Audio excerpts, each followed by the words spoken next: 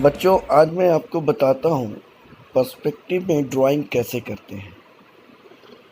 बहुत सारे बच्चों की ड्राइंग मैंने देखी है, अपने विद्यार्थियों की, जो मेरे पास भेजते हैं देखने के लिए। अक्सर उनके अंदर क्यूब के आकृति को बनाने में बहुत प्रॉब्लम होती है। जैसे एक स्क्वायर, रेक्टेंगल, इन सब आकारों में यदि कोई वस्तु है तो उसको वॉल्यूम के साथ बनाने में, उस एग्जैक्ट एक्यूरेसी लाने में उन्हें जो समस्या होती है, उसका समाधान इस वीडियो के द्वारा वो जान सकेंगे। तो लीजिए शुरू करते हैं। सबसे पहले इसमें आप जाने दो कुछ बेसिक चीज़ें। नंबर 1 कि किसी भी स्पेस पे एकमात्र बिंदु के आकृति बन जाने से स्पेस पे डिवीज़न शुरू हो जाता है और वही पॉइंट उसका हॉराइजन पॉइंट भी मान सकते हैं। जैसे मैं एक यहाँ पे बिंदी बनाया। अब इस बिंदी से चारों ओर की रेखाएं यदि हम खींचते हैं आर पार, तो आप देखें कैसे ये 1 2 3 4 5 इस तरह से जितनी रेखाएं आ रही है पेंसिल से आप अपने उस पर ड्रॉ करेंगे। ये हॉरिजन पॉइंट कहे जाते हैं। अब किस प्रकार हैं ये, इसके लिए आप देखें, इसके बगल में ही मैं ड्रॉ करके बताता हूँ। ये सीधी रेखा, हॉरिजेंटल लाइन, ये सामने की रेखा, इसके बगल की रेखा, इधर इधर इधर। ये रेखा मान लें आप सड़क है या रेलगाड़ी की पटरी जा रही है।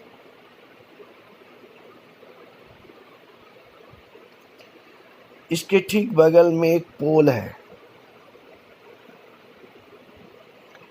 इसके बाद का पोल इससे छोटा, इसके बाद का पोल इससे छोटा, इसके बाद का पोल इससे छोटा, क्रमशः ही।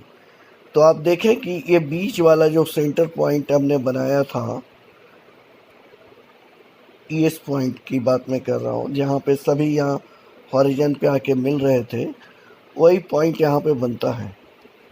अब इस पॉइंट के बनने के बाद में आप महसूस करेंगे कि ये आगे की वस्तु बड़ी और दूर की वस्तु छोटी नज़र आ रही है।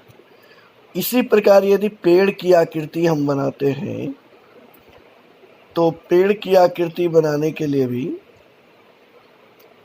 हम इधर देखें तो ये आगे का पेड़ बड़ा, पीछे का पेड़ एकदम छोटा सा होगा, दिखेगा नहीं। बीच का पेड़ भी क्रमशः और छोटा होगा। तो ये दूरी दिखाने के लिए पर्याप्त है। मकान वगैरह भी जो हम बनाएंगे तो उसमें वैसे ही चीज़ें दिखती है। जैसे एक लाइन हमने यहाँ से लिया, अब ये सीधी रेखा और इधर बड़ी रेखा, ये दो रेखाएं आप जाने। एक दीवार ऐसे कर दे, इसको कंटिन्यू। यहाँ पे मैं मकान का दरवाज़ा बना रहा हूँ, ये छत पॉइंट ऐसे। अब देखिए यहाँ पे एक बड़ा सा घर का ये बन गया।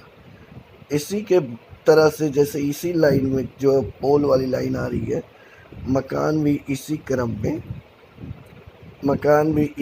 में जाएंगे आपके, ऐसे छोटे बड़े नीचे होते हुए। तो ये एक छोटे से वीडियो में मैं कई सारे रेफरेंसेस दे करके आपको बताया हूँ। अब हम चलिए आपको डब्बे की ड्राइंग करना भी इसमें बताते हैं। डब्बे की ड्राइंग करने के लिए भी उसी प्रकार हम ड्रॉ करते हैं। आगे की पंक्ति बड़ी, पीछे की पंक्ति छोटी।